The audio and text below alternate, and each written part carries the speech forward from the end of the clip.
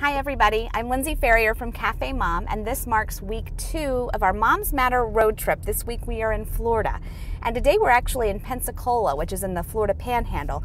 We're going to be talking to a high school government teacher who recently made national headlines, and you will not believe why.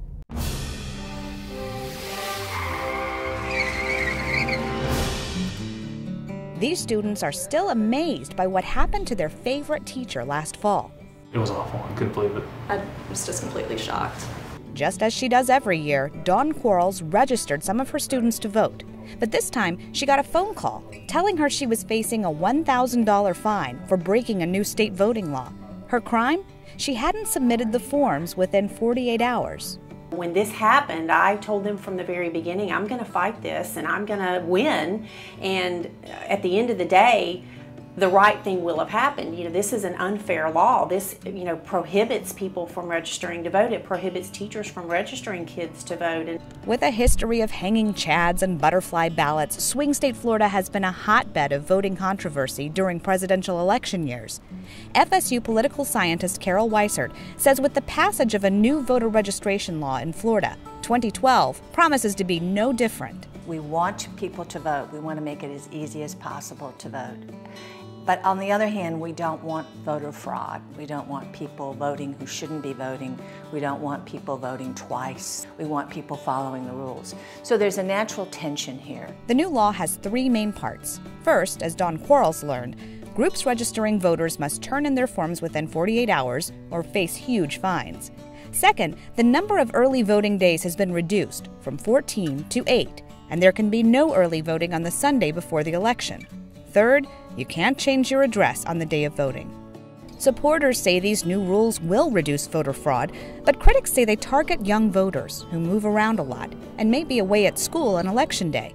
And they target Latinos and African Americans who prefer early voting and are often registered by organizations like the League of Women Voters. The voters that are targeted, that are citizens who are impacted, are typically those that trend to voting Democratic. And since a Republican-dominated Florida legislature passed the law, to many it seems a little suspect. In 2008, I might remind you, Florida did go for Barack Obama, much to the dismay of the Republican establishment here.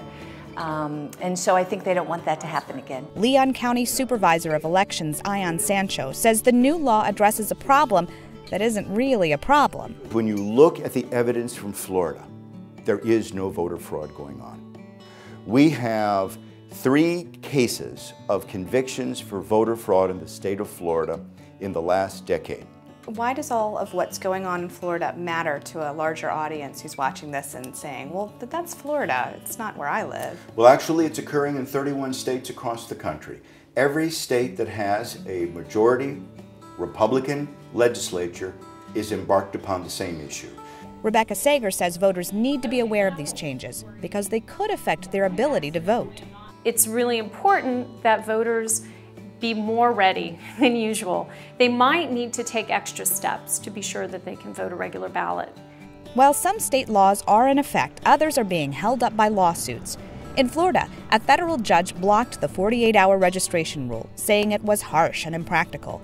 Dawn Quarles never had to pay that fine, and she says she was never planning on paying it. it doesn't take a lot of college education to understand that sometimes even the Florida legislature can pass a really crappy law.